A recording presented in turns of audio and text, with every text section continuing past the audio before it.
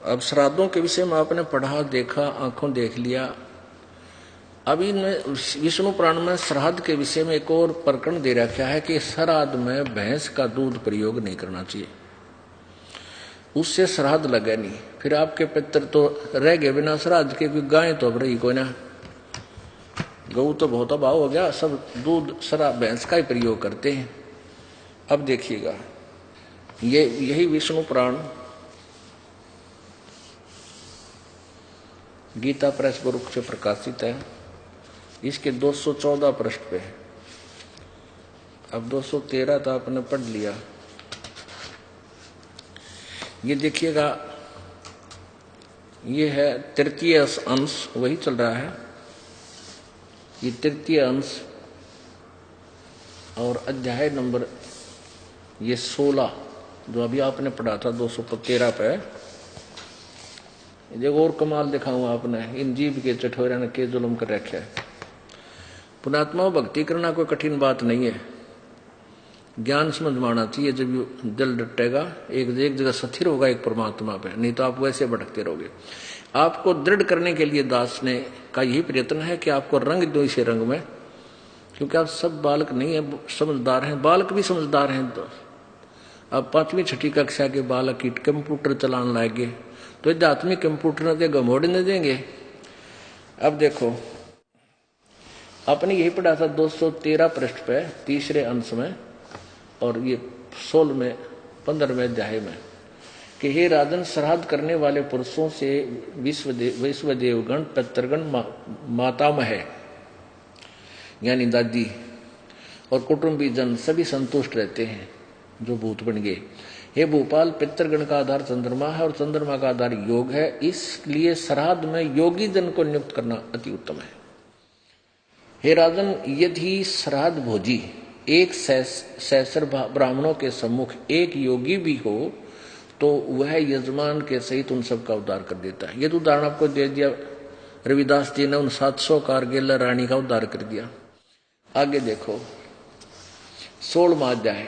औरव बोले, और ऋषि बता रहे हैं कि हवी, मत्स्य यानी मछली, ससाक, सशक खरगोश, नकुल, शुक्र, सूर और छाग, कस्तूरिया मृग, कृष्ण मृग, काला मृग, गवय यानी वन गाय, वो नील गाय बोलते हैं ना, वन गाय, और मेष यानी भेड़ के मांस से, तथा गव्य तरह के जो भी है।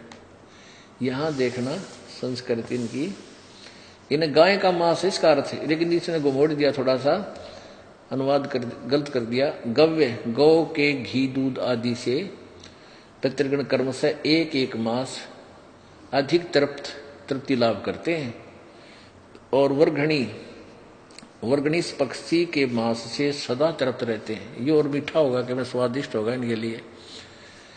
और हे नरेश्वर, श्राद्ध कर्म में गंडे का मांस, काल साक और मधु अत्यंत प्रशस्त और अत्यंत तृप्तिदायक है। अरे वाह, यानी जिसने जो जी चठोरी थी वो बढ़िया बता दिया कि गंडे का मांस हो जाता, कहना है कर गेलो सैद, आहा जी पंगारी दर देन गए। अब देखो इसमें स्पष्ट लिख रखा है, ये जो इसका अनुवाद है कि हवी, मत्स्य, ससाक और ये गव्य। यहां देखो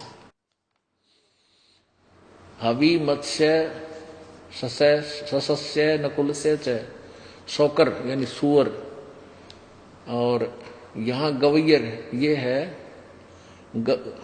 गवर और गवियन, और ये इसके विषय में यहां लिखा है।